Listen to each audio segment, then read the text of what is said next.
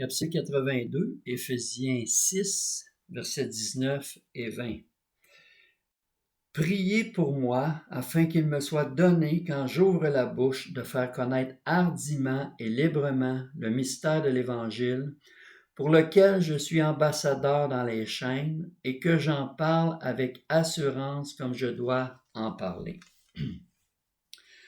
Donc ici, dans les versets précédents, les versets 10 à 18 qui parlent du combat spirituel, si Paul a exhorté les autres à tenir ferme en tout temps, avec toute persévérance, lui-même maintenant en train de tenir ferme en prison, demande le soutien des prières de l'Église pour la hardiesse, ce qui est une indication que c'était pas plus inné pour lui, la hardiesse, que ça l'est pour nous, ou que ça l'était pour Timothée, par exemple, parce que dans 2 Timothée, chapitre 1, versets 6 et 7, Paul dit à Timothée, il l'exhorte en disant « Je t'exhorte à ranimer la flamme du don de Dieu, parce que c'est pas un esprit de timidité que nous avons reçu, mais un esprit de force. » Donc, c'était pas inné pour Timothée, il luttait avec une timidité, mais c'était pas inné pour Paul non plus.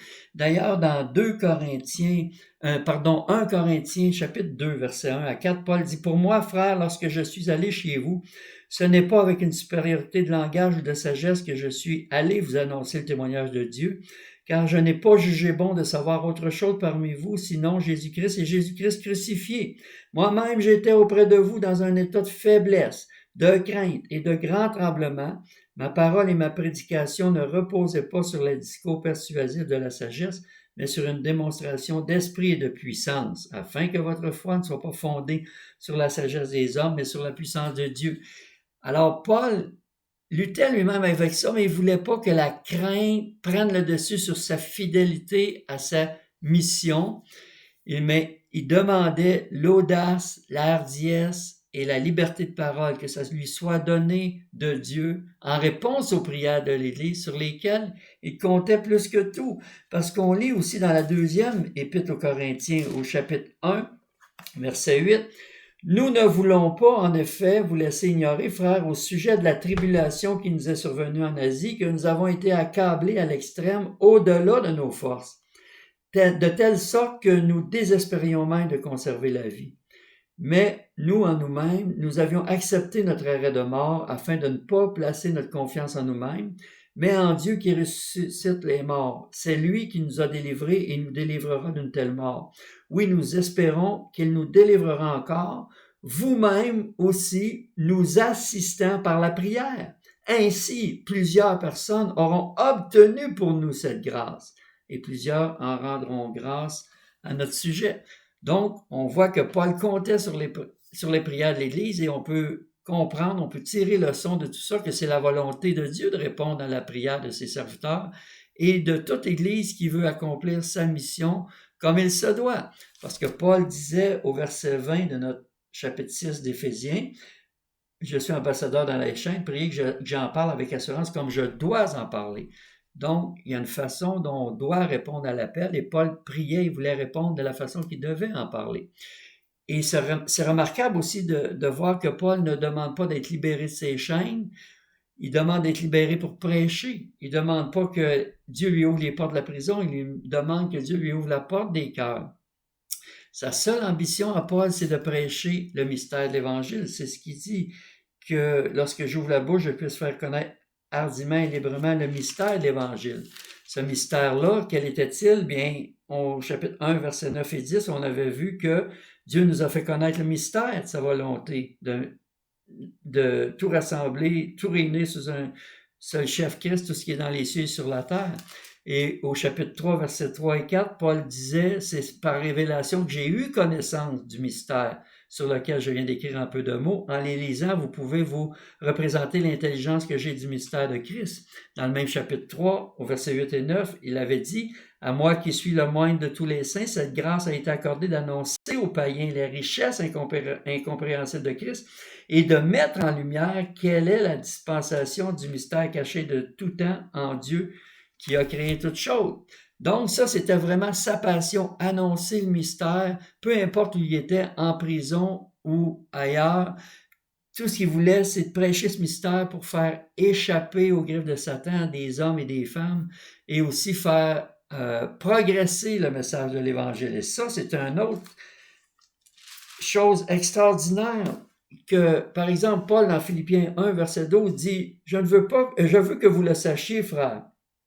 Ce qui m'est arrivé a plutôt contribué au progrès de l'Évangile. » Il est en prison, là aussi, dans Philippe, quand il écrit ça, là. Le même contexte que quand il écrit Éphésiens, Philippiens, Colossiens. Il dit, ce qui m'est arrivé a plutôt contribué au progrès de l'Évangile. En effet, dans tout le prétoire. C'est quoi le prétoire? Ben, c'était le lieu où les soldats se rassemblaient. Puis n'oubliez pas que Paul, comme j'ai dit dans des capsules précédentes, 4 fois par 24 heures, il y avait un soldat qui changeait de ronde aux 6 heures, puis Paul était enchaîné ou gardé par ces soldats-là, dans la maison qu'il avait louée, mais il était sous garde. Et Paul prêchait l'Évangile. Et à cause de ça, il dit, en effet, dans tout le prétoire et partout ailleurs, il est devenu manifeste que c'est pour Christ que je suis dans les chaînes, parce que les soldats en parlaient entre eux, dans le prétoire, dans le lieu où ils se rassemblaient, eux, entre eux. C'était leur lieu de résidence ou ils allaient se changer là, puis c'était leur lieu à eux. Et Paul dit donc que dans tout le prétoire et partout ailleurs, il est devenu manifeste que c'est pour Christ que je suis dans les chaînes. En plus de ça, la plupart des frères confiants dans le Seigneur, en raison de mes chaînes, ont beaucoup plus de hardiesse pour annoncer sans crainte la parole de Dieu. C'est vraiment extraordinaire de voir que Paul a une telle détermination qu'il est tellement résolu que c'est sa passion, c'est d'annoncer l'Évangile, puis de voir l'Évangile faire des progrès, de voir des gens être sauvés, puis même des soldats. Il est en train de dire que ça se parle parmi les soldats dans le prétoire. Alors, c'est ça qui encourageait les autres aussi, les autres chrétiens. Alors, Paul ne laissait pas les circonstances lui voler cette détermination-là qu'il avait. C'est un homme résolu. Alors, pour lui, comment est-ce qu'il faisait la différence entre des bonnes et des mauvaises circonstances? Bien, si les circonstances lui donnait l'opportunité d'étendre l'influence de l'Évangile. Pour lui, c'était des bonnes circonstances, même si pour lui-même, il était dans des mauvaises circonstances, dans le sens qu'il était en prison. Mais c'est pas ça qui déterminait la façon qu'il jugeait les circonstances. Tu vois jamais Paul faire preuve de pitié de soi ou d'apitoiement sur soi dans ses lettres, mais c'est toujours cette volonté, cette passion de faire avancer l'Évangile. Même son emprisonnement à Rome, ça a été l'opportunité d'annoncer l'Évangile même à l'empereur Néron, qui est celui qui va le faire décapiter d'ailleurs. C'est la tradition qui nous le rapporte, c'est pas la Bible qui le dit, mais il y a les pères de l'Église qui ont connu Paul, qui ont écrit ensuite, c'est eux qui ont dit que Paul et Pierre ont été mis à mort par Néron. Pierre a été crucifié, la tête en bas, à sa propre demande, parce qu'il ne se trouvait pas digne d'être crucifié la tête en haut comme le Seigneur, mais Paul a été décapité, la tête coupée.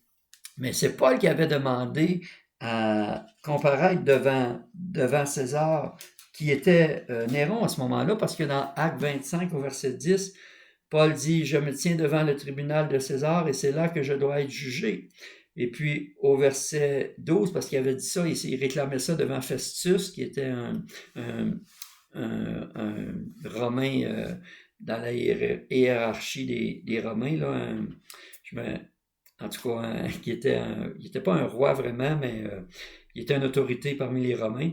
Alors Festus, après avoir délibéré avec le conseil, répondit « Tu en as appelé à César, tu iras devant César. » Donc, on sait que Paul s'est donc retrouvé devant César Néron, et que donc Néron, qui était le plus psychopathe de tous les empereurs que Rome a connus, a entendu, même s'il n'a pas reçu, il a entendu le message. Et quel était le message essentiel de Paul qu'il a dû prêcher à Néron aussi? Bien, dans 2 Corinthiens 5, 19-21, on lit « Car Dieu était en Christ, réconciliant le monde avec lui-même, sans tenir compte aux hommes de leur offense, et il a mis en nous la parole de la réconciliation. Nous sommes donc ambassadeurs pour Christ, comme si Dieu exhortait par nous.